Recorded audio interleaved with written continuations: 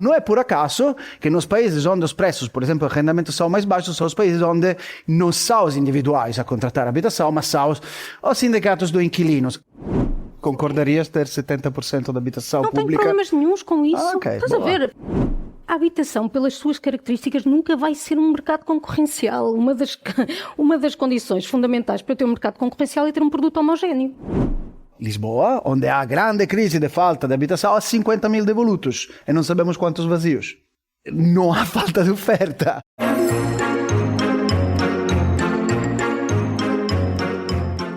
De há 10 anos para cá, tem-se falado cada vez mais da crise da habitação. À medida que os preços das casas sobem, sobretudo nas grandes cidades, o que vai tornando comprar ou arrendar casa cada vez mais difícil para muita gente. Entre os fatores mais referidos para explicar esta subida de preços estão o abrandamento da construção, os imóveis que foram passados para o chamado alojamento local, ou seja, aluguer de curta duração para turistas, com o aumento do turismo, e ainda o aumento da procura de não residentes, incentivada por programas como os vistos Gold ou os benefícios fiscais para os chamados residentes não habituais. Para responder a esta crise, os governos têm tomado várias medidas nos últimos anos. O governo PS lançou em 2023 o pacote Mais Habitação, que incluía, por exemplo, restrições ao alojamento local, incentivos para um arrendamento mais acessível e até a possibilidade de arrendamento forçado de casas devolutas. E o governo PSD-CDS tomou medidas para aumentar a construção, diminuindo a burocracia nos licenciamentos e criando incentivos fiscais, e deu também benefícios aos jovens na compra de casa.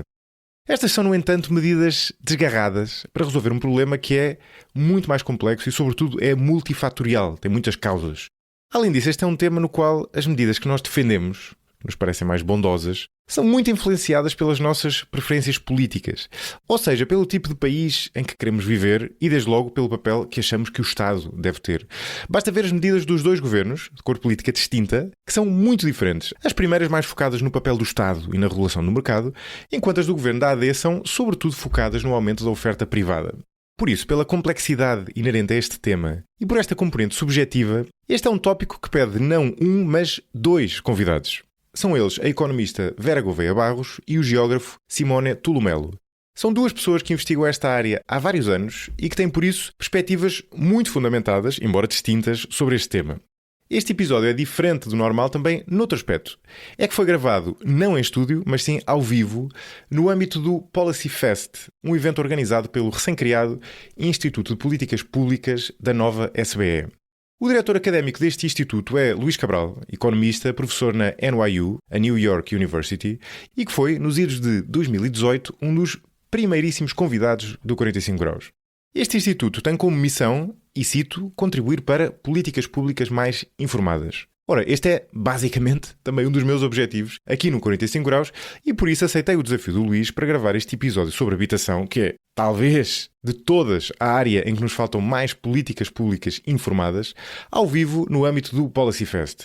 Esta conversa entre o Simone e a Vera foi um debate de ideias animado, às vezes até aceso, como vão ver eles têm perspectivas muito diferentes em alguns aspectos, mas ao espírito do 45 Graus e do PPI, sem politiquices e soundbites simplistas. Ao longo desta hora e tal de conversa, comecei por tentar perceber os factos que explicam esta crise da habitação, desde a subida de preços ao impacto que está a ter nos mais pobres, percebendo que números é que existem e quais é que ainda nos faltam para compreender verdadeiramente a crise. Falámos também sobre as especificidades do mercado da habitação, em que é que ele é diferente de outros mercados, o que é que mudou nos últimos 10 anos em Portugal e onde é que pode justificar uma intervenção maior do Estado, seja na habitação pública, seja no polémico controle de rendas.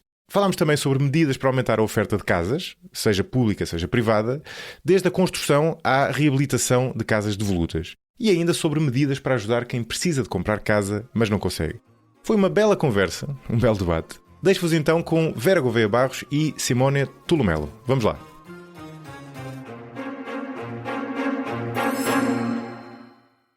Se gosta de ouvir podcasts, conheça a oferta que o Expresso tem para si. Da política à economia, ciência e cultura, passando pelo desporto. Entrevistas marcantes, análises e perspectivas que fazem a diferença. Ouça em expresso.pt e nas principais plataformas de podcast. Expresso. Liberdade para pensar. Olá a todos. O meu nome é José Maria Pimentel e estou ao 45 Graus. É assim que eu costumo começar e acho que faz sentido começar aqui também. Hoje vamos estar a falar de habitação, da crise da habitação, mas não só. A minha ideia aqui é fazer tudo como faria se estivesse no estúdio, portanto vamos tentar ter a mesma abordagem, descontraída, mas tentando ir ao fundo dos problemas, debater, mas também conversar e tentar, no fundo, perceber quais são os factos que nós sabemos aqui no que toca à crise da habitação, quais são os factos que nós não sabemos, no sentido em que não são claros, e onde é que nós divergimos por diferentes entendimentos de prioridades políticas. E para isso temos aqui dois grandes convidados, eu diria, obrigadíssimo por terem aceitado o convite, o Simónio Tulumelo e a Vera Gouveia Barros. O Simónio é geógrafo e é investigador no ICS, no Instituto de Ciências Sociais. Além disso, é membro fundador da Rede H, uma rede nacional de estudos sobre habitação. Talvez já tenham ouvido falar. Ainda na semana passada saiu um artigo deles no Expresso. É uma equipa muito... Quantas pessoas, Simónio? Inscritos, 100 e tal. Quase toda a gente que estuda habitação, fora das faculdades de economia, participa da rede, mais ou menos diretamente. Sim, gostei desse fora das faculdades de economia. Nunca se escreveram um convite para integrarem e levar o debate. Fica o convite. E o Simónio Elise escreveu um livro chamado Habitação para além da crise, Políticas, Conflito e Direito, pela Tigre de Papel, que é aquele livro que está ali na mão, saído no ano passado. A Vera é economista e, portanto, está aqui no mesmo clube que eu, e além disso é licenciada numa faculdade muito longe daqui. Quer dizer, na verdade, na altura era de facto longe daqui, na Nova SUE, quando estava em Capolito, suponho, e é doutorada pelo ISEG. Sou dessa geração, exatamente. Sou FEUNO. E a Vera tem investigado nas áreas da economia, da habitação e do turismo, e é autora de vários estudos nesta área, como, por exemplo, um position paper da SEDES, da Associação SEDES, chamada Situação da Habitação em Portugal, e julgo que antes disso foi também coautora do estudo do mercado imobiliário em Portugal, da Fundação Francisco Manuel dos Santos. E, portanto, vamos estar aqui a conversar sobre este tema, tentando perceber, no fundo, os factos sobre a crise e as diferentes soluções possíveis. Antes de irmos às causas e de irmos às soluções, eu queria começar pelos factos no sentido do diagnóstico, né? Dos sintomas, se quisermos, se fosse o paciente. Né? Antes de irmos perceber o que é que está a causar a doença e o que é que podemos fazer para a curar, quais são os sintomas? E, Simónio, começo por ti. Quais são os principais sintomas desta crise no que toca à evolução dos preços, no que toca aos impactos que a subida dos preços tem tido sobre a vida das pessoas? Que factos indisputáveis é que existem? Diria que o crescimento dos preços e a dificuldade em aceder ao mercado da habitação na última década é algo que ninguém disputa. É difícil ter os dados, não temos os dados exatos das transações, dos contratos de arrendamento, mas vários estudos, por exemplo, um da FFMS, que saiu em 2023, com Paulo Rodrigues, fala de 75% de incremento de um indicador que faz uma mistura entre arrendamento e compra entre 2013 e 2023. O incremento é 75%, enquanto o rendimento das famílias aumentou de 15%, ou seja, falamos 5 vezes mais aumento dos preços da habitação face ao crescimento dos rendimentos disponíveis das famílias. Também a questão é que isso depois depende em contextos diferentes. O crescimento dos preços iniciou nos primeiros anos a partir, dos centros das grandes cidades, depois se foi alastrando. Nos últimos 2 anos, o crescimento mais rápido dos preços foi fora de Lisboa, foi nos subúrbios de Lisboa, em cidades como Amadora, como Almada, porque logo que tornava-se impossível pelas famílias que aferem rendimentos em Portugal, esta é uma coisa que talvez voltaremos, pagar, comprar ou arrendar nas cidades, iam-se mudando, então espalhando o aumento dos preços para fora. A questão é que é uma série, porque mencionava a questão do rendimento das famílias. Eu vivo em Arroios está cheio de pessoas oriundas do Norte América, sentadas nos bares a dizer about the house, it's very cheap here. A questão é que se antes o preço da habitação era algo que era determinado principalmente pelo encontro entre oferta e procura, que é um conceito complicado, mas pronto, em contextos locais, entre o rendimento de trabalho e a renda extraída nos contextos locais, agora com turismo, vários grupos mais ou menos transeuntes, investimento, financiarização, ou seja, a procura de habitação em quantitativo financeiro, já a determinação do preço no mercado tem a ver com fluxos econômicos que não são locais. E o impacto mais evidente disto tudo em Portugal, nas grandes cidades, mas agora sempre mais fora das grandes cidades, também nas pequenas cidades, é uma completa dissonância entre o mercado da habitação, cujos preços estão orientados para certos grupos, fundamentalmente oriundos dos estrangeiros, grupos de investidores, pessoas que procuram, fundos, organizações que procuram habitação como instrumento de investimento, versus quem trabalha e vive em Portugal, que tem rendimentos que estão completamente desligados deste mercado. Obviamente aqui falamos na entrada, depois podemos falar quem já tem habitação, Sim. obviamente. Desculpa, eu queria ir às causas, mas antes queria perceber se temos consenso em relação ao diagnóstico. O diagnóstico é este, os preços subiram mais do que dobraram. Há um indicador interessante que é aquele indicador da OCDE do Price to Income Ratio, que no fundo compara o preço médio das casas. A Vera já está a torcer. Já estou, e vou explicar porquê. Espera, desculpa, já nos vamos terminar. Pronto, No qual então. nós somos o pior país da OCDE, portanto somos o país onde é mais difícil comprar casa. Há mais alguma coisa a dizer sobre isto, Vera? Quantas casas é que se vendem em Portugal por ano? Alguém sabe, tem mais ou menos ideia de quantas? Não chegam às 200 mil. Sabem quantos agregados familiares é que contribuem para o indicador do rendimento?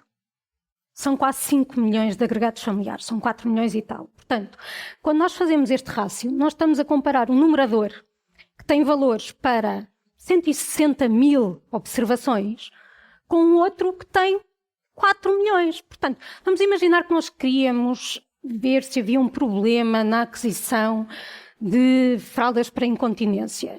E íamos ver a evolução do preço com a evolução dos salários. Parece-vos que é uma boa métrica? Eu pessoalmente acho que não, porque tirando algumas situações excepcionais, este é um produto que é consumido essencialmente por pessoas mais velhas que já estão na reforma e, portanto, se calhar eu não quero olhar para a evolução dos salários, quero olhar para a evolução do rendimento das pessoas que compram estes produtos.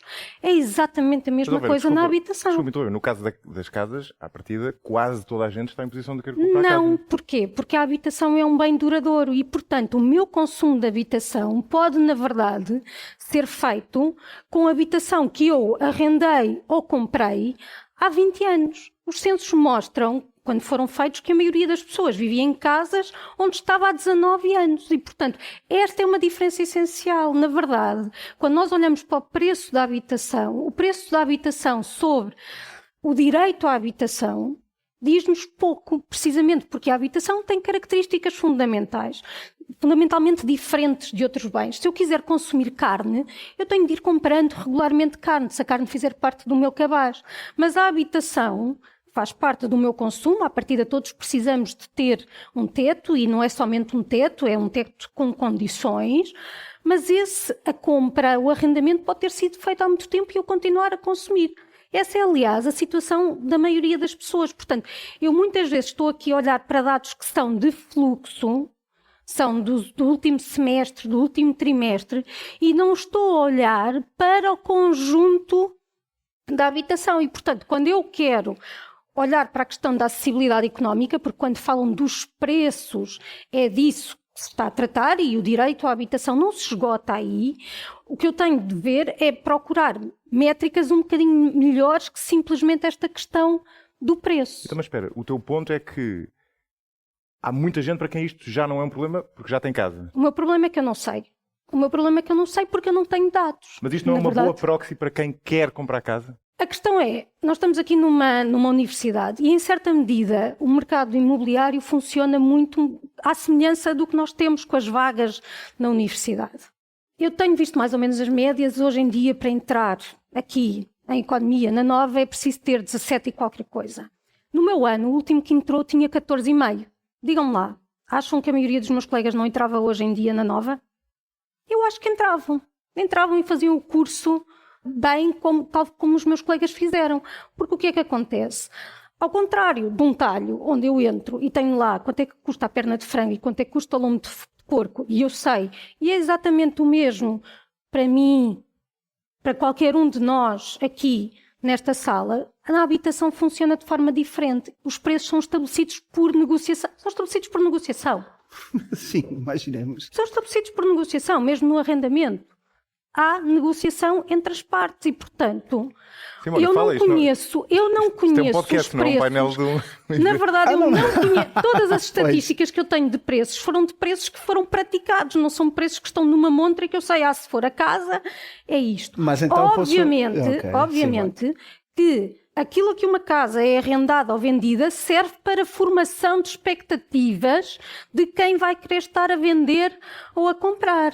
No, em abstrato tens completamente razão. É num mercado de habitação diferente, onde há 90% de proprietários, terias completamente razão. A questão é, primeiro, quem quer entrar no mercado de habitação, ou seja, as famílias em formação, as famílias jovens, têm normalmente rendimentos mais baixos que a mediana, não é? Toda a gente vai tendencialmente subindo os rendimentos ao longo da sua carreira profissional. Então, o preço geral faz um proxy até otimista para os que querem entrar no mercado. Mas eu não Segundo, existe um mercado de arrendamento onde sempre mais vamos em direção de um mercado muito mais instável. Praticamente não existem contratos indeterminados desde os anos 90. Existem ainda algumas dezenas de milhares de contratos mas desde os anos 90 todos os contratos de arrendamentos, que já são cerca de 30% da população, está a crescer bastante rapidamente, porque é muito difícil comprar. Então vamos realisticamente a chegar daqui a alguns anos, talvez outra vez numa maioria de arrendatários fase aos proprietários, com contratos de duração normalmente entre 1 e 3 anos, enquanto a renegociação do preço praticamente acontece a cada 1, 2, 3 anos. O que significa que sempre mais, e para sempre mais grupos, a habitação se está a tornar precisamente como um taglio, especialmente quando é um taglio onde a formação do preço não é feita com base no Zé Povinho che trabalha no tagliolado, mas com base do fatto che está ali um gringo que vem aqui e compra a carne que para eles é fantástica, very cheap, a 2 euros por quilo. Então, concordo que para ter esta análise mais exata precisamos de dados muito mais afinados dos contratos, quando é que o INE e as finanças vão dar-nos.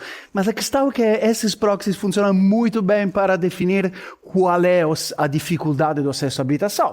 E não me parece que seja um caso que hoje em dia seja considerado a primeira prioridade, a primeira problemática no país. Aliás, até os grupos, os boomers, que têm quase inteiramente no país propriedade habitacional, agora começam a preocupar-se muito porque estão a ver os filhos e as filhas estão em situações habitacionais pior que eles. E isto começa a fazer cair aquela questão da cidadania proprietária, que foi muito importante para manter o pacto social de um país sem habitação pública ou social, se queremos falar de soluções, porque está a ver que esse pacto que funcionou para eles não está funcionando para os filhos. Então, aqui temos uma situação em que é verdade que há um grupo importante da população que está defendido por isso, mas que se está a tornar sempre mais residual, e sobretudo que toda a gente abaixo dos 40 anos, agora não me lembro o nome ou o número, mas a taxa de proprietários é a mais baixa de sempre. Então, o que tu dizes já é um passado que está a terminar. Eu não falei de passado, eu estava a construir uma metáfora que vou continuar. Entradas na faculdade, não é? Há uma diferença substancial com o mercado de habitação, é que um proprietário pode decidir não arrendar ou não vender a sua casa e a partir de uma vaga numa faculdade não se recusa a ser ocupada. Mas, na verdade, as médias de entrada não me dizem grande coisa. O que me interessa é saber quantas vagas é que eu tinha, quantas pessoas é que precisavam de aceder ao ensino superior e depois quantas é que entraram na sua primeira escolha, quantas é que não tendo entrado na primeira escolha entraram numa segunda que as vai deixar satisfeitas e quem é que ficou excluído do ensino superior. Portanto, isto é o que nós temos de fazer relativamente à habitação. Eu não nego que determinados grupos, como por exemplo o dos jovens, que não são proprietários e que portanto não têm um ativo que foi valorizado, sintam dificuldade no acesso à habitação. E também digo que mesmo quem tem habitação, se necessitar de uma casa maior e se agora a sua casa está valorizada, mas só cobre, por exemplo, 80% daquilo que é a casa de que precisam, estes 20% em termos absolutos vão significar mais dinheiro. Isto é óbvio. Agora, o que eu digo é que nós precisamos de conhecer os casos concretos de violação do direito à habitação. Inclusivamente, estas famílias que já são proprietárias e que precisam de outra casa, precisam porquê? É uma questão da casa não ter dimensão para a família que querem constituir? É um caso, por exemplo, e temos essas alterações sociológicas que me parecem importantes, com a diminuição do número médio das famílias, a questão termos cada vez mais famílias que são monoparentais e que, portanto, temos antigos casais que agora dividem a guarda dos filhos, e o que quer dizer que antigamente uma família de 4 pessoas que vivia num T3, agora de repente transformou-se numa família que às vezes é de 1 e outras vezes é uma família de 3 e que precisam de, se calhar, de 2 T2 ou de 2 T3. Isto para não falar que o próprio facto de haver custos fixos na construção, que me custa erguer uma casa e ter uma cozinha, e à medida que eu vou aumentando o número de divisões, o custo por metro quadrado vai diminuindo. Portanto, casas menores podem custar em termos absolutos menos, mas quando eu vou olhar para as estatísticas por metro quadrado, de facto, são mais. Eu não tenho o número de transações distribuído por tipologias, por exemplo. Portanto, eu podia estar... Temos a evolução dos preços e vemos que eles têm aumentado nas várias tipologias. Mas depois, quando eu meto isto tudo junto, eu não sei, por exemplo, até que ponto é que o efeito que nós observamos no nível de preço geral da habitação tem que ver com o efeito de composição. Voltando ao exemplo do talho. Se eu só conhecer os preços do talho, depois de alguém comprar, ter ido negociar com o talhante, e eu usar para o preço da carne em geral, se num mês eu comprar muito frango e pouca vaca, e no mês seguinte comprar muita vaca e pouco frango, isso vai afetar o meu índice. Mas, Vera, mas eu entendo esse ponto, os pontos teóricos que estás a fazer, mas nós temos dados suficientes, podem não ser nenhum deles por si só suficiente, mas temos indicadores que complementarmente, pelo menos nas grandes cidades, mostram um aumento brutal. Temos, por exemplo, uma coisa que pouca gente fala, porque se calhar se vai deparar com um paradoxo com que não consegue lidar, que é, nos últimos 2 anos, 3 anos, de facto, a taxa de sobrecarga das famílias aumentou. Mas entre 2015 e 2020 eu tinha os preços da habitação a aumentar e este indicador que me diz qual é a percentagem de famílias que gasta 40% ou mais do seu rendimento em habitação e que, portanto, é um dos tais indicadores da acessibilidade da habitação, estava a diminuir. Não é necessariamente a acessibilidade. Não, mas... Não, eu na verdade eu acho que a acessibilidade é melhor, não a taxa de sobrecarga, nem sequer a taxa de esforço, mas sim do rendimento que me sobra depois de eu pagar a habitação, se é ou não é suficiente para eu fazer face às minhas outras despesas. Porque o Di Maria pode gastar 80% com a sua habitação, que eu acho que ele não vai estar em sobrecarga. Tenho esta suspeita, não vai estar. Mas aí não contas as pessoas, desculpa, só acrescentar isto, que não chegaram a comprar casa. Não, de facto aí estão as pessoas que não entraram no mercado, exatamente. E essas eu preciso... Ou seja, se eu não chegar a comprar casa, a minha taxa de esforço ou não é arrendar, fantasma. sim, exatamente. Exato, não existe. Mas eu preciso de saber exatamente quantas são. Ou estás em sobrelotação. Quem são? Que características têm? Preferem arrendar? Preferem comprar?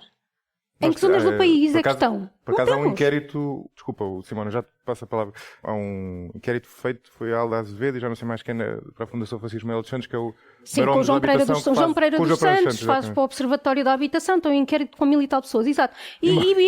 Não, atenção, não estou de modo algum a desmerecer, é um trabalho bem feito, mas eu acho que vale a pena olhar para aí e ver respostas à pergunta, por exemplo, está com receio de perder a sua casa.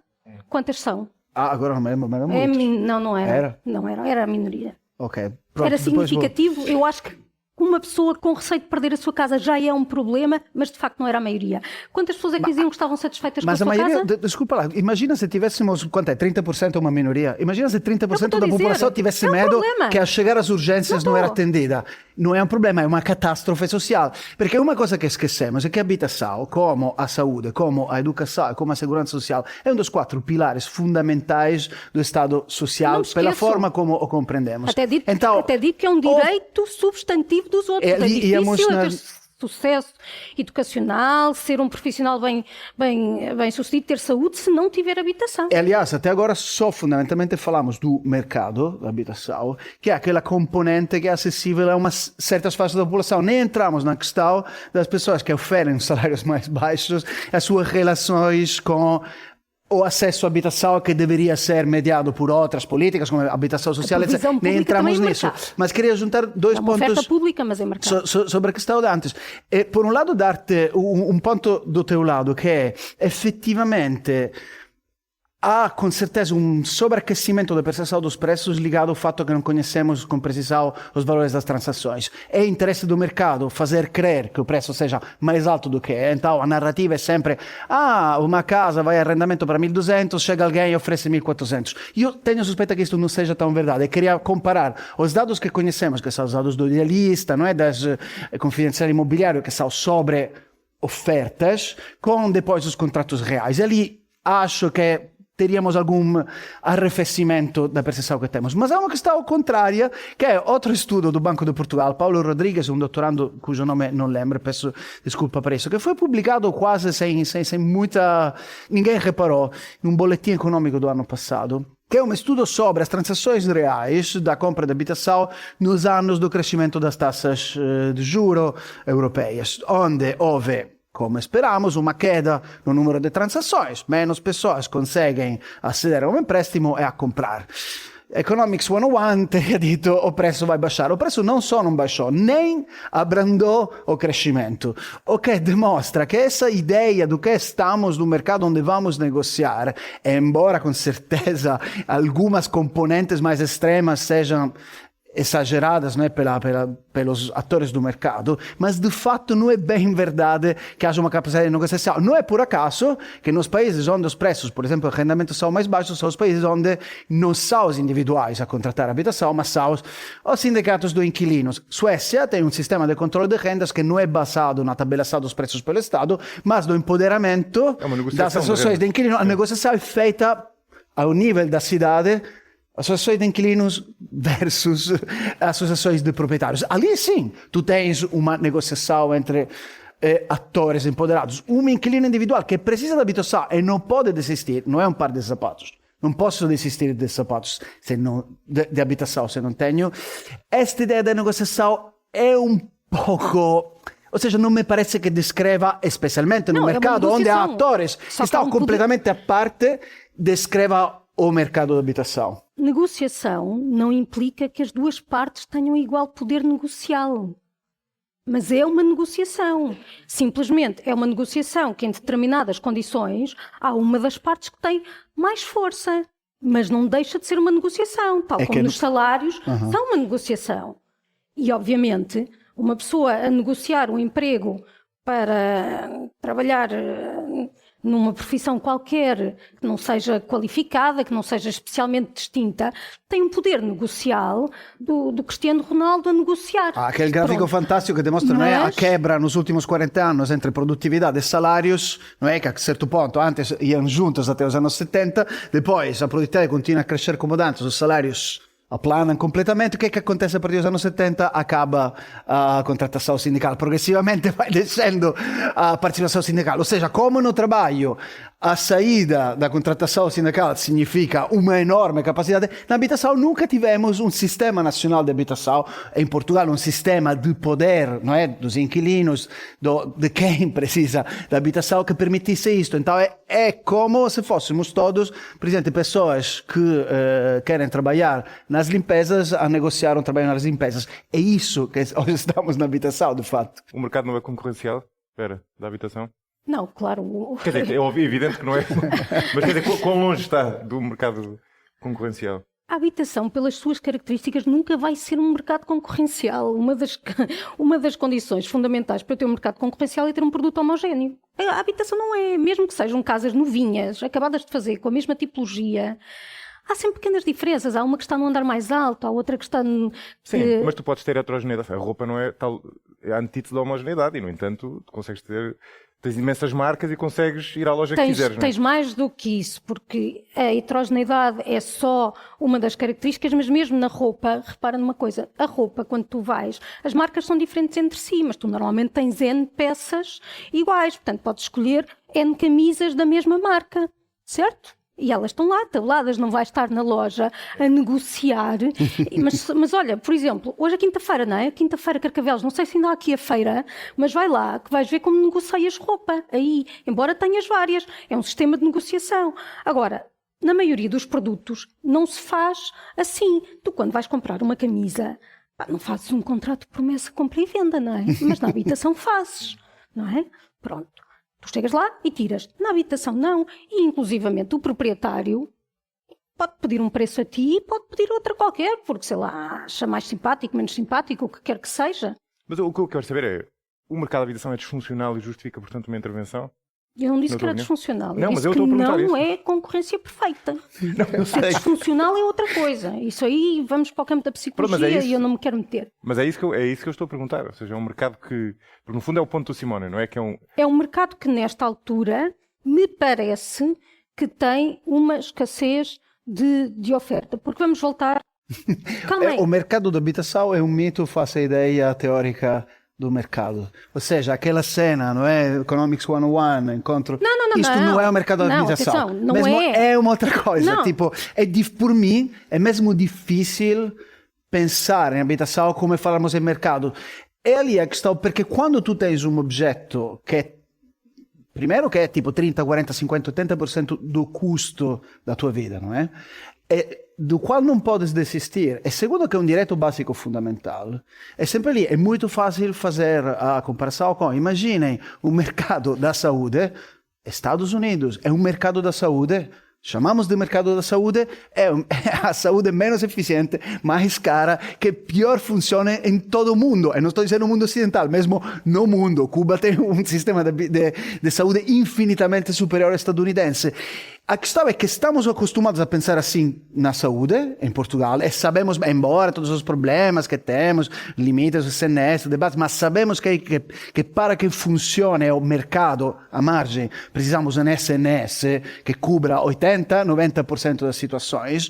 Não pensamos assim com a habitação. Então pode haver um mercado de habitação. Depois de termos 70% da habitação cujo preço não é determinado pelo mercado. Ali fora, claro que podemos ter Economics 101 para o que sobra. E isto acontece pela educação, acontece pela segurança social, acontece pela saúde, acontece também pela habitação, porque há casos, há exemplos, onde é que funciona o mercado da habitação, com pessoas que têm o poder para contratar. Temos de fazer aqui um esclarecimento conceptual. Ok.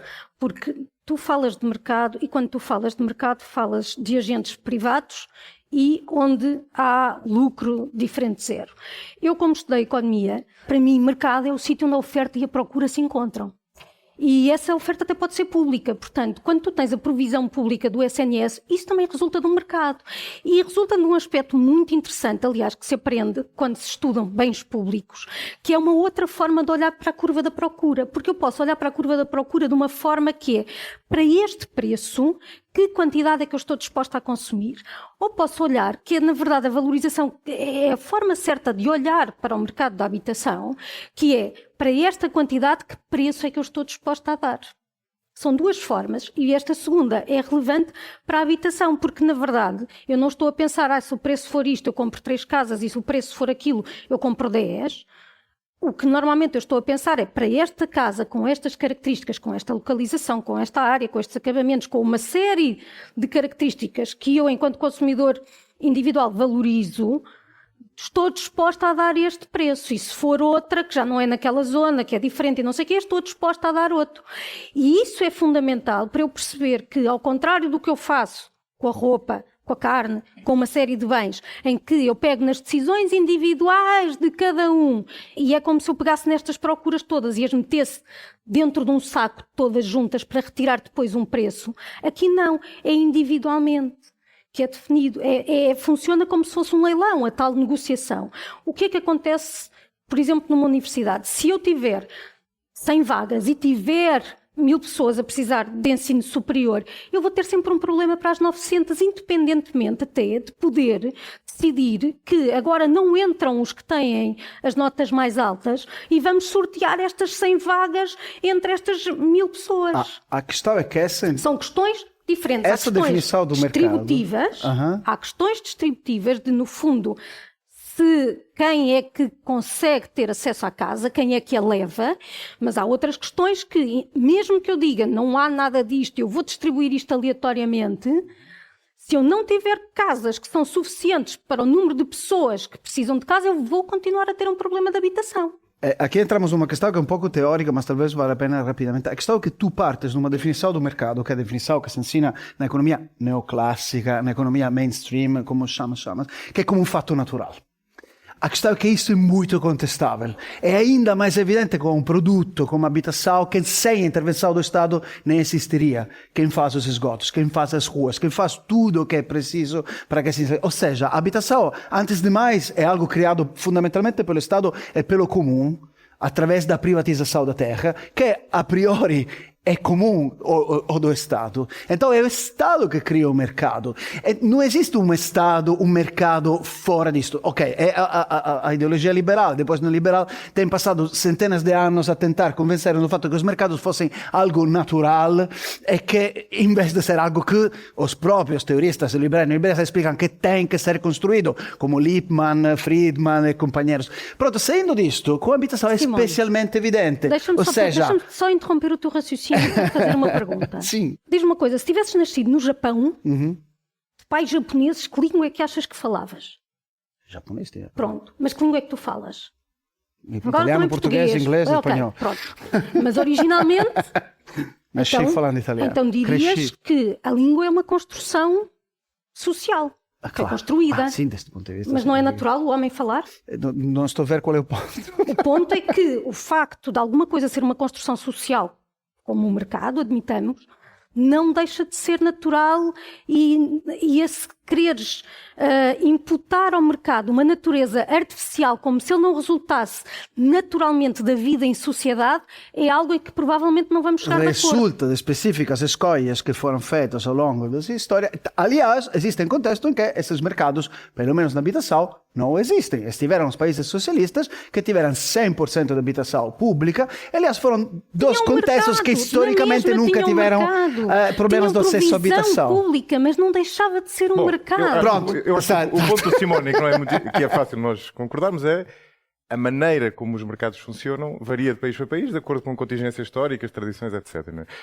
Eu acho que mesmo sem ir para aí, é possível olhar para o mercado da habitação, olhando para ele de maneira clássica, e fazer a pergunta, existem falhas de mercado, como existem na saúde, por exemplo? O Simone estava a dar o exemplo dos Estados Unidos. É mais ou menos consensual, visto aos olhos de um europeu, que o sistema americano é bastante disfuncional, porque, deixa-me só terminar, porque gera falhas de mercado na medida em que há uma sobreutilização dos serviços muito acima do que seria eficiente. Não é?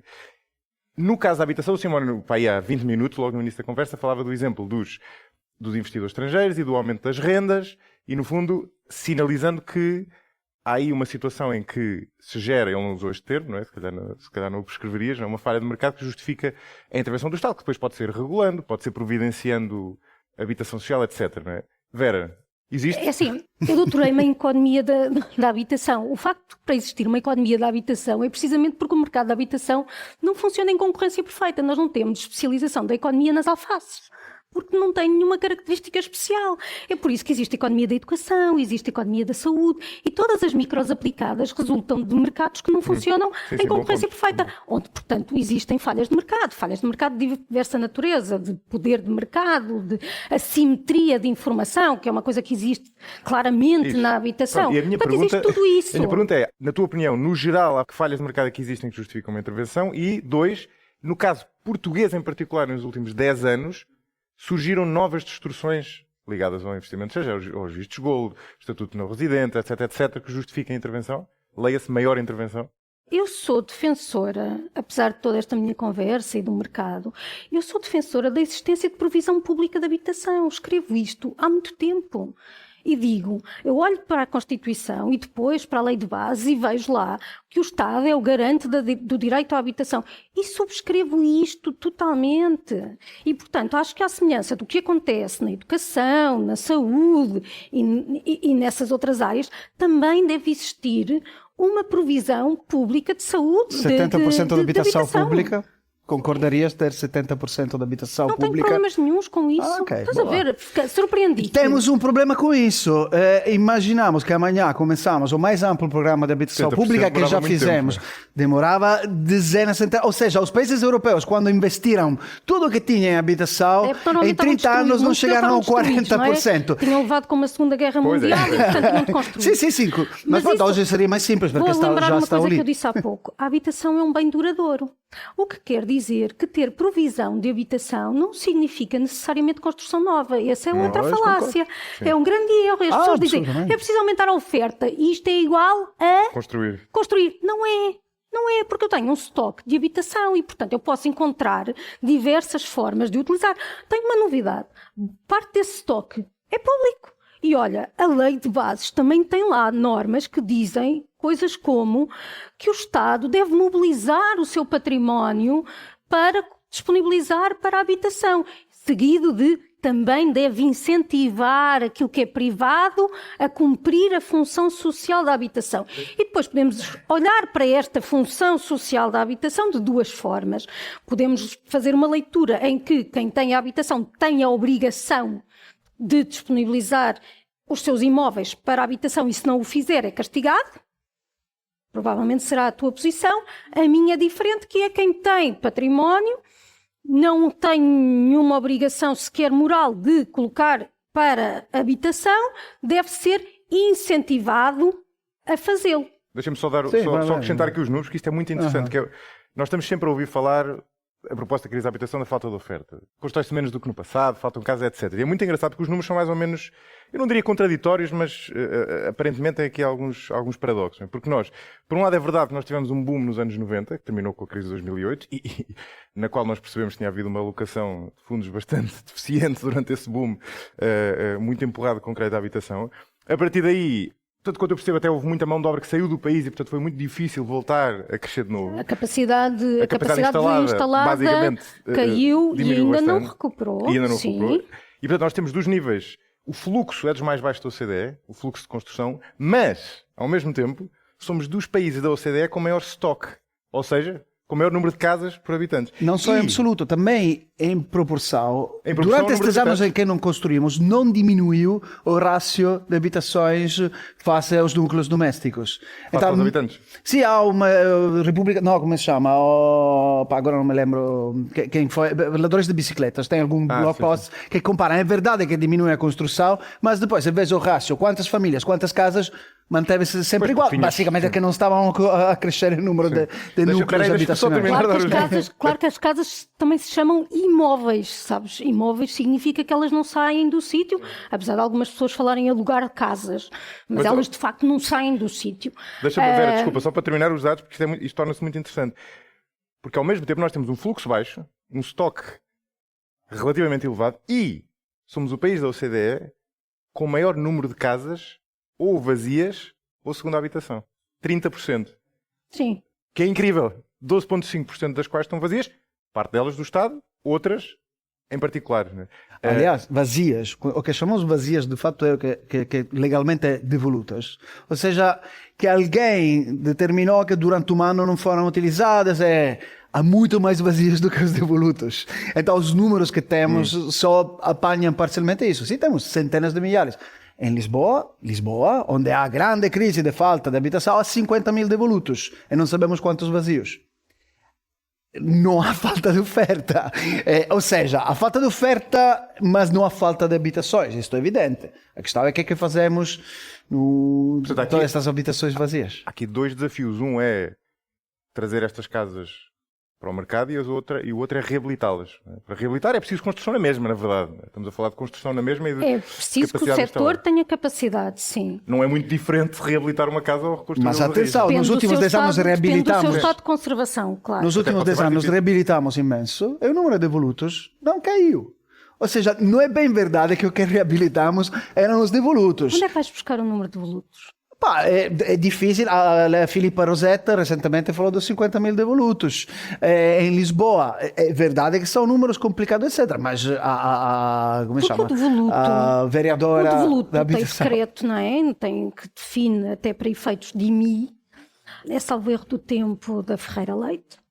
E tem lá uma série de situações que excluem isto, tipo estarem num litígio judicial, de pessoas que estão fora do país. Portanto, tudo isso não entra no conceito de devoluto. Pois, então são muito mais os vazios do que os devolutos. Exato, é isso. E os vazios eu conheço, porque estão nos censos. E, por acaso, metade deles, daquele número gigantesco das 750 mil casas vazias que nós vamos agora ocupar, metade deles estão vazios porque estão no mercado. Estão para arrendar ou para vender. É assim, pelo menos foi assim que os censos Pois, isso era o que eu vos ia contabilizaram. perguntar. Porquê E os é que estas outros? casas estão vazias? É porque as pessoas não... Podem estar, e depois há eu não sei, tenho suspeitas de algumas coisas, algumas vão de estar, por exemplo, de facto, em disputas judiciais ligadas ao direito da família, não é? São todos muito amigos, exceto depois quando o pai morre, que se pegam todos. E estão a discutir quem é que fica com a casa. Não podem fazer nada. Há uma questão mais ampla que é, tivemos 20, 30 anos em que o processo de construção urbana era baseado na suburbanização, onde não havia interesse no investimento nos centros urbanos, parcialmente também por causa do descongelamento de rendas, mas era uma questão marginal, porque os prédios abandonados, vazios, não têm rendas congeladas lá dentro. Mas pronto, nesse período em que o sistema econômico do país estava muito assente num processo de construção e expansão da mancha urbana, basicamente não havia interesse nisso. Então, estamos em parte a pagar isso. O que estamos a ver é que, embora agora estamos num ciclo econômico que é muito assente no regresso ao centro, através do turismo, de 1000 razões pelas quais queremos voltar a usar, não é, o parque imobiliário que temos nas cidades, esses números não vão baixando, porque é muito mais simples renovar uma casa que tem sido habitada, despejando os moradores. Aliás, quase sempre nem precisamos despejá-los formalmente, porque é suficiente não renovar os contratos. As não renovações são despejos silenciosos, porque não passam através de uma decisão judicial, então não são contabilizados. Então, de fato, o que acontece é que observamos que todo este processo de renovação não está a incidir sobre os devolutos. Há um estudo muito específico numa rua del Fama, feito por Adagago e Agostinho Cocolagante, sobre não é, como 50% da rua em poucos anos se transformou em alojamento local, e quase todas as casas que foram transitadas para o alojamento local eram previamente habitadas. Aliás, a certo punto, em 2018-19, a Associação dos Proprietários de Alojamento Local disse 50% das casas que estão no alojamento local eram antes vazias. Bom, 50% então eram habitadas, exatamente. Então, estamos a ter aqui, aliás, naquela construção do mercado, tivemos nos últimos 10 anos toda uma série de incentivos, precisamente para não utilizar a habitação enquanto habitação, que contribuíram para isto. Por exemplo? O fatto che durante 4 anos, de 2014, quando se codificou o alojamento local, em 2018, pagavas menos impostos no alojamento local do que se arrendavas. Em 2018 se equiparou, então durante um período era igual. Depois foram introduzidos os benefícios fiscais, a redução nas taxas para arrendamento de longa duração. Mas concretamente, esse é um exemplo. O Estado tem um Fundo Nacional de Reabilitação do Edificado que injeta imenso dinheiro na reabilitação do edificado, mas sem ter nenhuma condizionalidade quanto ao tipo de edificado que é feito. Esta é uma coisa que Lena Rosetta foi denunciando ao longo do tempo. Os próprios canais que utilizamos para atrair investimento, o próprio Vistos Gold. O Vistos Gold, infelizmente, as finanças não nos dão os dados, não dizem onde é que foram comprados, mas há muitas evidências pontuais do fato que, em muitos casos, se tratava de comprar habitação só para ter o visto. Há histórias, e são muitas, de investidores chineses compraram a casa e tal. O mediador dizia, então, as chaves, não quero, não preciso, eu precisava disto para ter o visto. Ou seja, claro, isto são pontos que não fazem uma história complexa, mas a questão é que se juntamos todas as medidas que fizemos, os benefícios fiscais, os fundos de investimento imobiliário, etc., estamos a ver que efetivamente construímos um mercado onde os incentivos não estavam orientados para que a habitação fosse para a habitação. Então, quando tu falas de falha do mercado, é como se assumes, justamente como devia ser, que o mercado deveria servir para dar habitação. De fato, o mercado, como está concretamente construído pelas leis do Estado, pelos subsídios fiscais, etc., não é pensado para habitação, é pensado para habitação enquanto instrumento econômico, que é também compreensível, porque a habitação, de fato, imobiliário, é um instrumento de crescimento econômico. Então, nesse conflito, a minha percepção é que escolhemos a dimensão econômico-financeira à custa do direito de habitação. Então... Mas podes ter os dois. Podes ter parcialmente...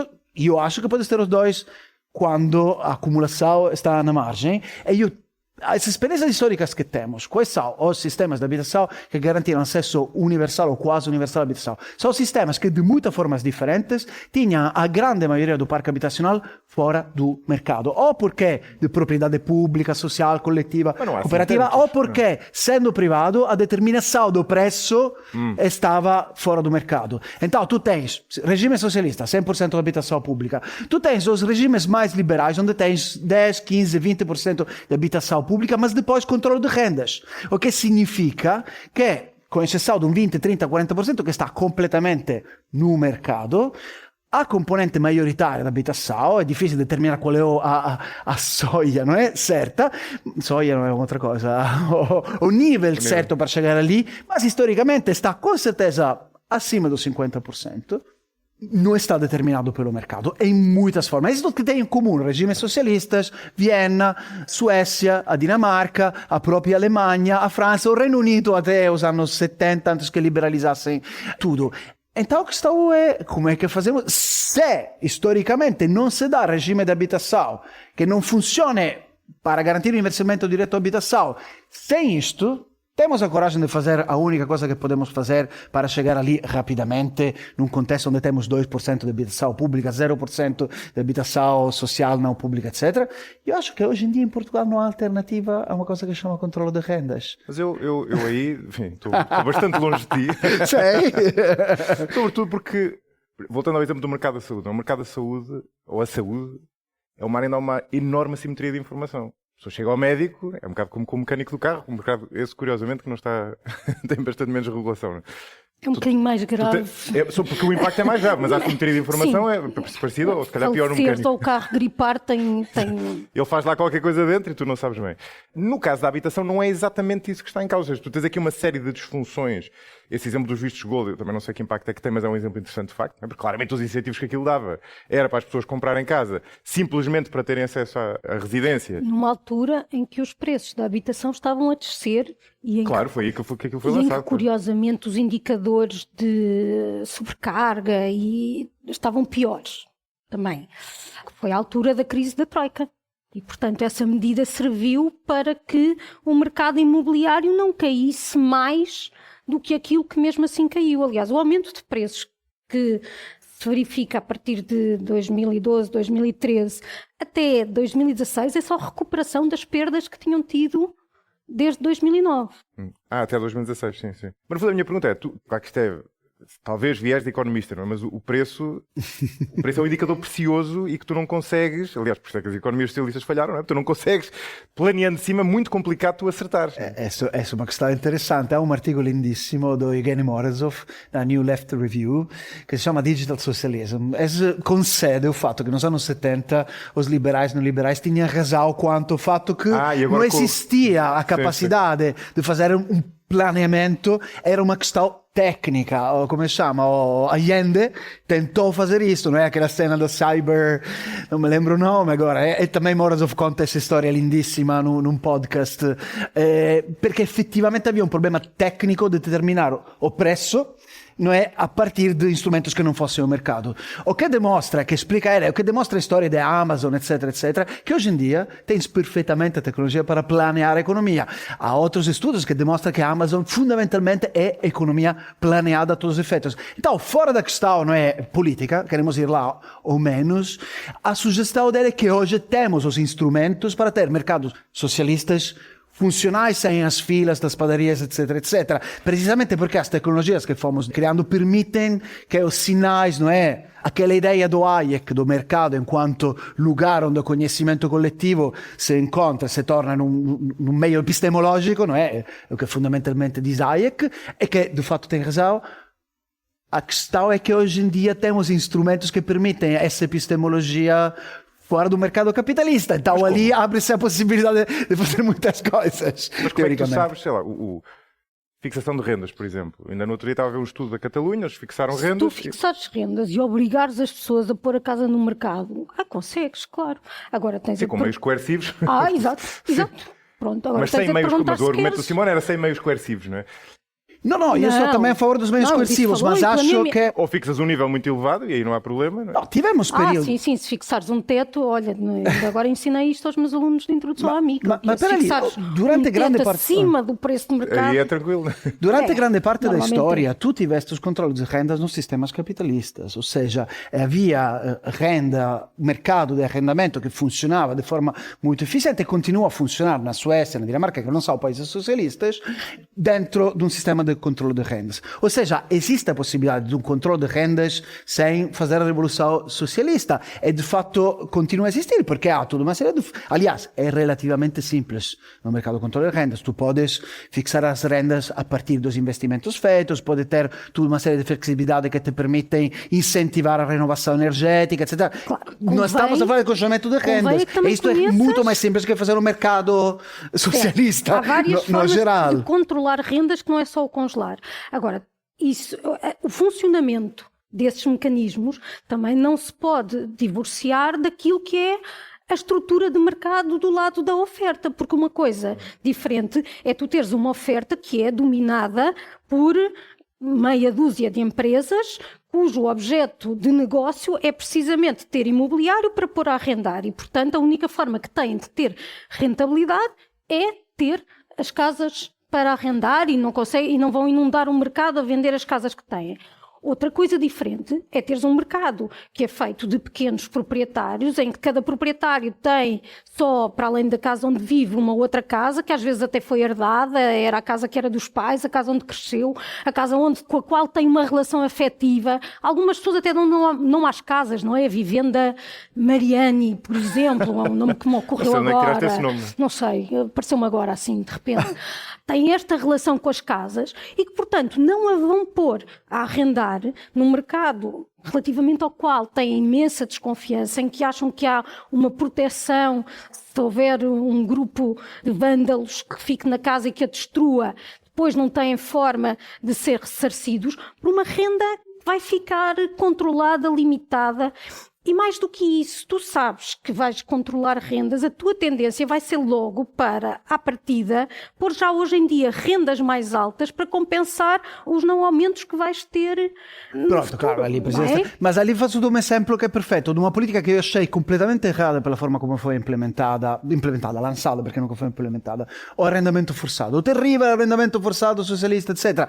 Outra vez, é uma política que eu acho foi completamente errada no contexto pela forma como foi feita. Mas tu imagina isso do ponto de vista do pequeno proprietário. O Estado vem e diz, opa, tu tens esta casa abandonada há 30 anos, esta fica comigo, eu faço as obras, pago as obras, arrendo a casa, e além de recuperar o custo que eu investi, o que sobra disto, dou para ti. Tu não tens que fazer nada, a partir da manhã vais ter um fluxo de caixa para uma casa que hoje não estás a fazer €1. Do ponto de vista, isto é o socialismo para os proprietários, de certo ponto de vista. Ou seja, então ali tu dizes, ok, aqui está a ideológica que é o Estado mexer na minha propriedade. E se os agentes confiassem no Estado também. E se os agentes confiassem no Estado. Mas a questão é que aquilo que tu estás a prometer hoje, amanhã não vais dizer, olha, afinal mudei de ideia. Isto não era, ok, isto não era bem então assim. Imagina se amanhã os agentes deixassem de confiar no Estado nas escolas, o que é que fazias? Temos que começar a acabar, construir certos mitos. Em Portugal temos algumas das taxas de falência nos empréstimos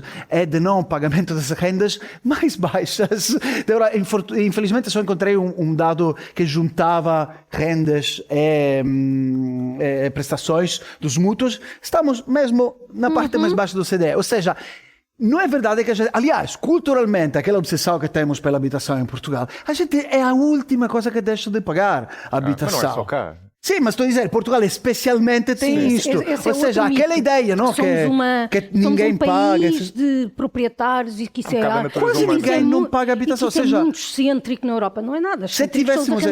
Não há ocupações deste país. Neste país não há ocupações de habitação. Ou seja, aqueles medos que são, se deixamos as casas, a gente ocupa. Não. Aqui não há um movimento de ocupação. Vejam lá na Espanha, na Itália, na Holanda, há dezenas e centenas de milhares de habitações ocupadas. Ou seja, estamos num contexto em que todos estes medos quanto ao mercado e Estado, honestamente, não se justificam. Talvez é a hora que começamos a explicar a gente que não tem que ter medo disto tudo, porque de fato temos um mercado muito seguro. Aliás, uma das coisas que o governo socialista tinha feito era introduzir seguros obrigatórios de arrendamento.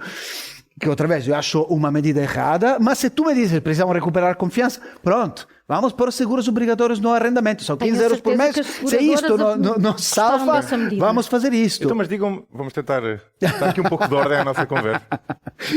Digam-me o que é que acham desta proposta genérica. Não é? Nós temos de resolver o problema do lado da procura e do lado da oferta. Não é? Do lado da oferta nós temos muitas casas vazias, precisam de ser reabilitadas ou postas no mercado. E, portanto, precisamos de ter capacidade instalada para a reabilitação. E, nesse sentido, faz sentido simplificar ainda mais o licenciamento, etc., que os construtores se queixam. Não é? Faz sentido dar incentivos, eu não diria forçar, mas dar incentivos, que são uma espécie de soft forcing, não é? Porque, no fundo, estás a dar penalizações fiscais ou, ao contrário, benefícios para se pôr as casas no mercado, para casas que estejam em fundos de investimento, casas que sejam de pessoas e que não estejam a render, são penalizadas em termos fiscais e vão para o mercado. Também poderá fazer sentido investir ainda mais na habitação pública, sobretudo a nível local. Não é? Mas isto do lado da oferta. Do lado da procura, o que nós temos, da maneira como eu vejo, é nós tivemos um aumento grande da procura e aí temos de tomar uma decisão. Ou nós achamos que esse aumento é o efeito colateral negativo de algo que é bom, mais estrangeiros a viver ao país, mais turismo, etc., ou achamos que é mau. Se achamos que é mau, a solução é fácil. Se achamos que é bom, como eu acho que a maior parte das pessoas acha, então o que o Estado deve fazer é utilizar fundos que, na verdade, vêm precisamente desse influxo de pessoas para subsidiar a compra de habitação. E, portanto, nós, do lado da oferta, garantimos que há mais Sabes oferta. uma coisa, se subsidiares a procura de habitação, o preço vai aumentar. Pois.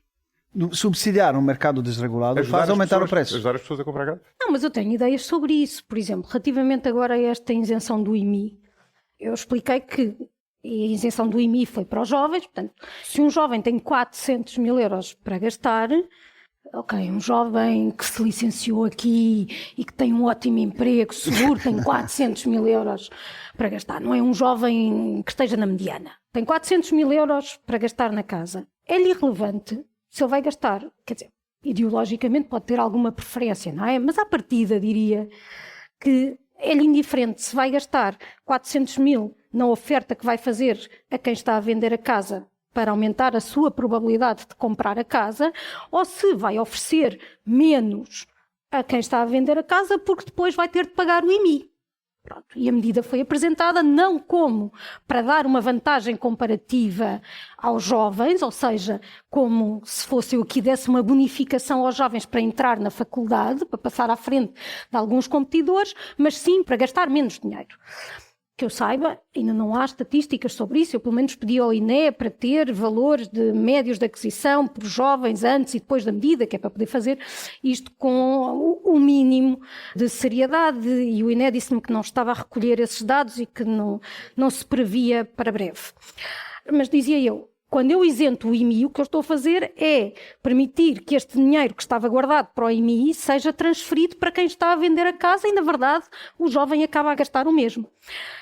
Uma coisa diferente poderia ser não facilitar neste momento inicial a oferta que se faz e ficar com a casa, e portanto ele tem de pagar o IMI na mesma, mas durante os próximos X anos, por exemplo 3 anos, 5 anos, vê esse IMI devolvido no seu IRS, desde que mantenha aquela casa. O que significa que não dá para eu ter uma isenção mais à frente e logo a seguir vender, não é isso. Se eu vender aquela casa, deixei de receber parte do IMI e, por outro lado, como só recebo o IMI através do meu IRS, também não permite que pessoas que só estão aqui de passagem, portanto que não têm uma ligação ao país do ponto de vista dos rendimentos, usufruam desta medida.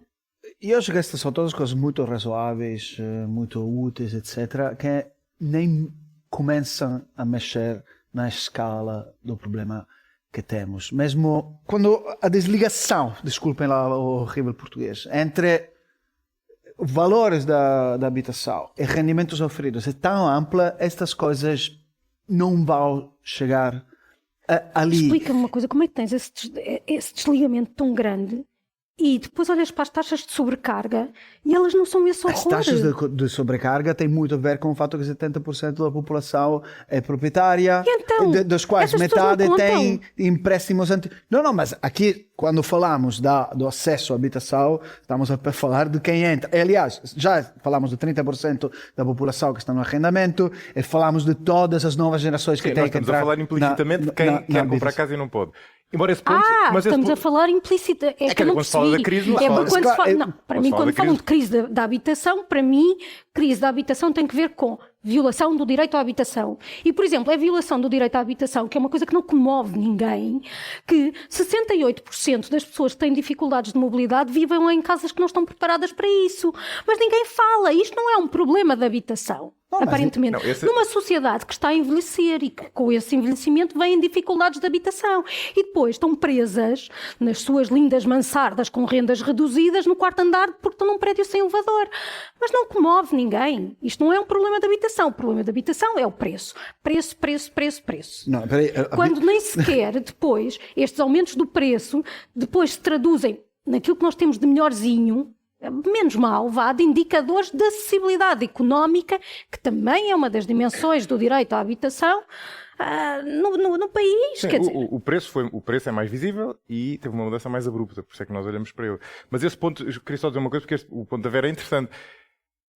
Nós falando, eu acho que faz sentido falar da crise da habitação, no sentido da dificuldade de pessoas que estão em fase de comprar casa ou precisam de comprar casa em aceder à compra de casa, mas no meio disto tudo há imensa gente, provavelmente pessoas aqui nesta sala, que enriqueceram imenso implicitamente com esta subida do preço da habitação. Aliás, eu na verdade eu sou uma dessas pessoas por sorte, Mas esta é embora eu não também possa um- fazer nada com isso, porque é a minha casa. Precisamente, mas ou ela seja, vale muito mais. Não é? quem enriqueceu não é que tem a habitação de propriedade, a não ser que decida sair de Portugal e ir para um país onde não cresceram os preços.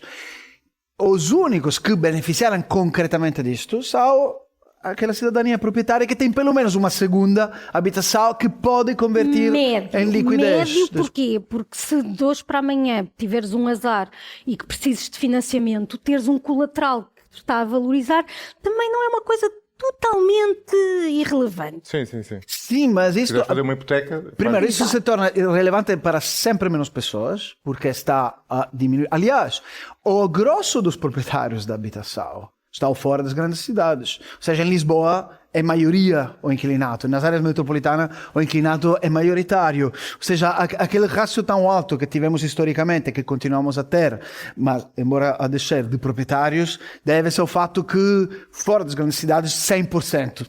98% são proprietários. Então, já nas áreas metropolitanas foi historicamente diferente. Então, os proprietários não são a maioria. E, outra vez, vamos aumentar. Nas áreas metropolitanas, sim. No centro é que não são. Em Lisboa eram 55%. Sim, são. ok, pronto. Outra vez, mas está a freguesias do ampliar-se. centro. Vais para o Lumiar, é diferente. Nas faixas etárias mais jovens, estamos a ter uma queda Mas olha, imensamente... Ou seja, introduzes um aspecto que eu também acho que é muito importante e que não consigo desligar da questão da habitação, que é da coesão territorial. Pois. O facto de teres um país onde 44% da população vive em 2 áreas metropolitanas é capaz de ser um bocadinho aí disfuncional. Aí sim, acho que podemos Mas usar também não o somos adjetivo. caso único. Né? Não somos, também não somos, somos é o pior verdade. país nesse aspecto. Não, o Reino Unido também tem uma grande concentração, pelo menos de riqueza, em Londres, mas aqui, e principalmente porque somos um país até pequeno, não é? 92 mil quilómetros quadrados, com uma rede de transportes fiável, em que tu saibas que podes viver em Tomar, trabalhas à distância e que quando tiveres de vir cá a uma reunião tens um comboio que sai às horas que te prometeu que saía e que não para pelo caminho e chega às horas que é normal chegar, se calhar isso também contribui. Sim, sim, sim. sabes aí qual eu acho que foi a principal... Aliás, não necessariamente a a lei das melhor. habitações, a lei de bases da habitação também fala de transporte. Sabes por mim qual foi a mais consequente, embora não necessariamente a melhor política de habitação que foi feita pelo governo socialista? Os passes gratuitos, passes não é gratuitos, mas muito baratos na área metropolitana de Lisboa e do Porto, o que permitiu que a gente saísse das cidades sem ter que pagar para o transporte público valores que fundamentalmente iam acabar com o ganho económico em pagar menos. Eu, por oferta aí acaso, também. sou a favor de condição de rendimentos nisto. Não, Agora eu sou a parece favor do de transporte esquerda, já público viste? Agora gratuito, mas esta é parece uma que outra questão. tocamos. Era para dizer que concordo absolutamente que há uma componente disto tudo, que é o planeamento urbano, transporte, etc., que nem entramos a falar. Como é? Outra vez, não entramos a falar das questões da habitação para as faixas de população mais pobres, que num país onde o salário mínimo não chega aos 1.000 euros. Aliás, uma das razões pelas quais eu tenho algum problema com a utilização do próprio conceito de crise. É que a atenção que temos é meia culpa também. Tivemos, talvez excessivamente, neste debate sobre a questão dos preços que se liga principalmente àquelas classes que têm normalmente acesso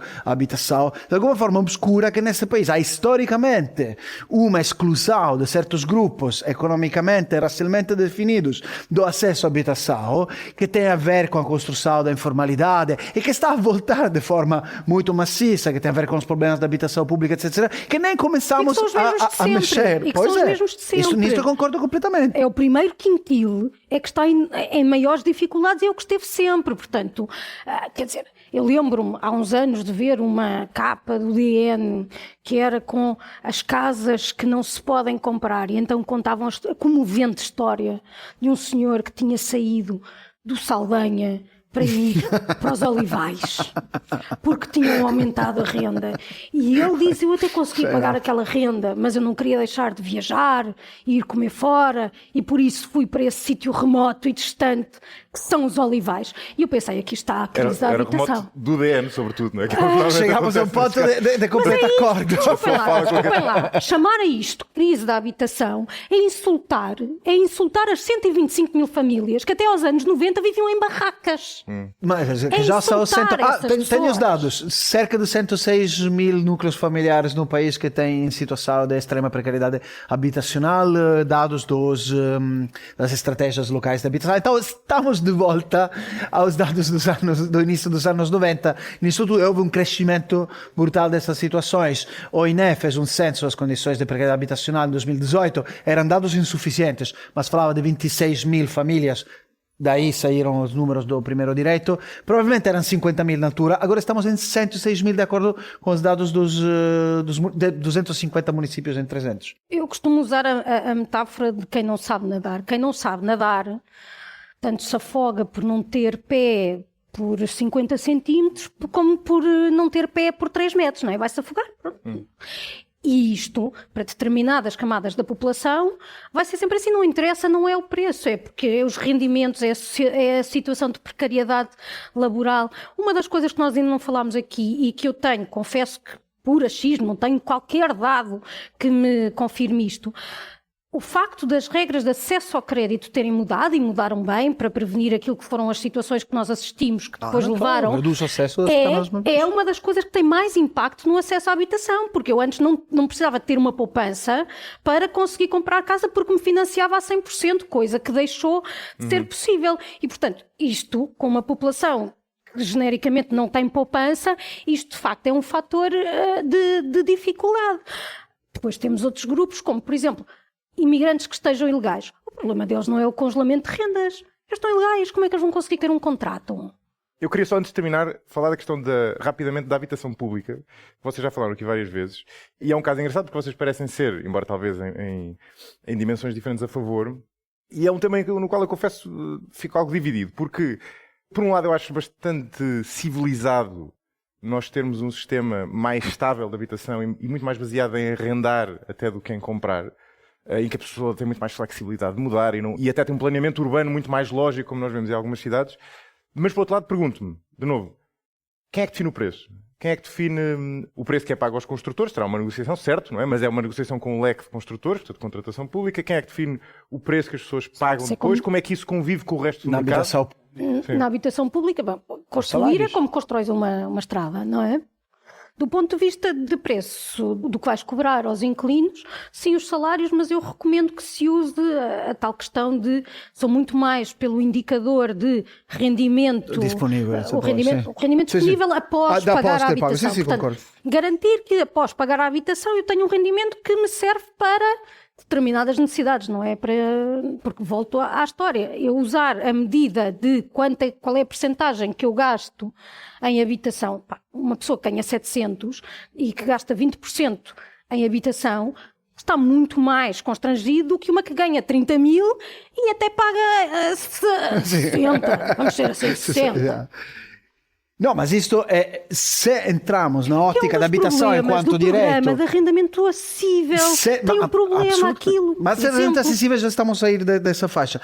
Se entramos na ótica da habitação enquanto direito que precisa de um sistema nacional de habitação, então entramos na ótica que o preço não importa, importa o acesso.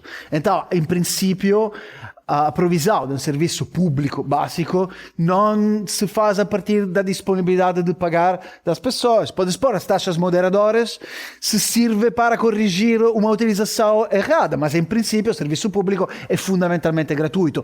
A questão com a habitação pública é que isto é muito mais difícil no início, quando tens muito pouca, porque toda a gente que entra fundamentalmente não pode pagar pela habitação. Hoje que está com salário mínimo não pode pagar habitação, e depois ter um rendimento que sobra suficiente para a vida. Pode pagar 50 euros, 70 euros, seja que for. Aliás, mas paga a eletricidade, o gás, etc. Paga a preço inteiro. Temos que lembrar isto. No custo da habitação entram também Sim, e o resto da vida da pessoa. Então a questão é, quando tu tens tão pouca habitação pública, só vais dar-la a pessoas que não podem pagar nada. Quando tens 30% de habitação pública, que não é um mito, é o que a Inglaterra tinha nos anos 70, o que a Dinamarca, pública, coletiva, social, cooperativa, etc.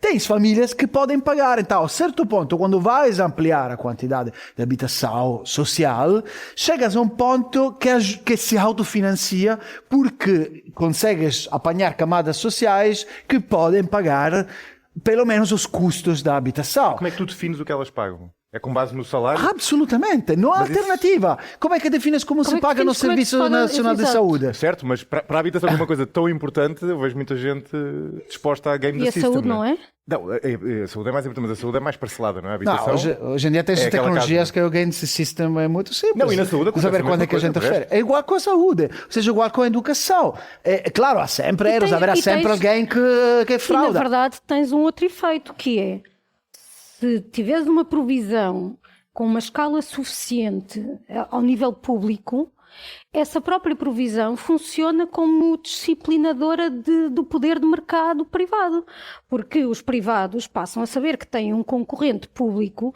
que pode fazer dumping sem que a autoridade da concorrência lhes caia em cima. Pois, exatamente. Pode ter também efeitos Mas isso perversos. acontece quando A chegas ao autoridade não vai 20, 30%. Então tens classes médias, que teoricamente poderiam entrar no mercado, e que podem escolher ir para a habitação pública.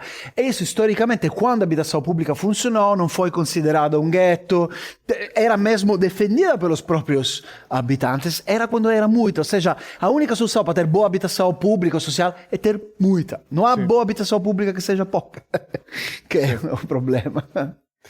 Olha, vamos terminar, somos escravos do tempo. Muito obrigado aos dois, foi aqui uma bela conversa. Eu acho que muito ao espírito do 45 graus, também muito ao espírito do Nova Public Policy Institute enfim, e no 45 graus geralmente é um bocadinho mais longo, mas aqui conseguimos 1h15. Eu agradeço ao professor Luís Cabral que conseguiu negociar aqui em concertação social interna 1h15 e foi ótimo. Acho que já esclarecemos aqui uma série de coisas no que toca a este tema e sucesso ao Instituto e muito obrigado aos dois por terem vindo. Obrigada. Obrigado.